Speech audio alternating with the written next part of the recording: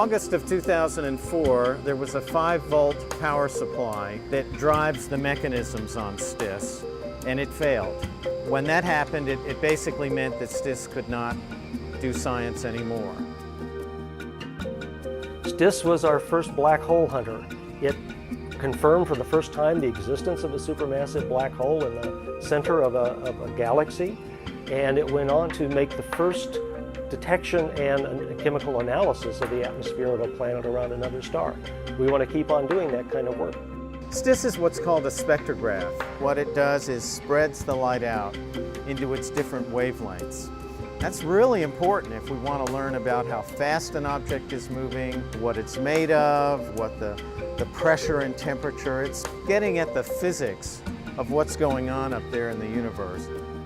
You might well ask, if we're going to fly a cosmic origin spectrograph that's the most sensitive spectrograph we've ever put on Hubble, why do we need to bother to repair the Space Telescope Imaging Spectrograph? Space Telescope Imaging Spectrograph can do a number of things that COS can't do, and conversely. Between the Cosmic Origin Spectrograph that's very fast and very efficient, and the Space Telescope Imaging Spectrograph that provides finer resolution and a smoother cut, as it were, through the light from a star or a galaxy, and you have a much more complete set of tools to use for a variety of purposes.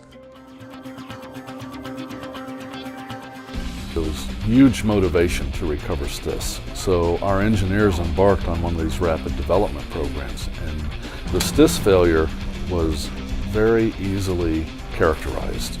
We knew exactly what happened, we knew exactly what card, we knew exactly what component, and the challenge became, can we get to it? This particular activity that we're going to do to try to fix STIS wasn't meant to be done in space, it was meant to be done here on Earth in a clean room. Now, since no one ever expected this to happen, when they sealed up this instrument, they sealed it up so it was nice and secure. In fact, there's 110 of these very small screws that we need to remove from the instrument in order to gain access to the board we need to replace. And these screws are not what we call captive. In other words, as you take the screw out, it's loose. There's nothing holding it to the board. The engineers here at Goddard have been very creative in designing a cover plate that we can put on over top, that as we take the screws out, they'll be captured by this plexiglass cover. We designed what's called the fastener capture plate. It attaches onto the instrument. It's got holes that the astronauts can access their tool into. They're small enough for the tool bit, but not large enough so the fastener can come out.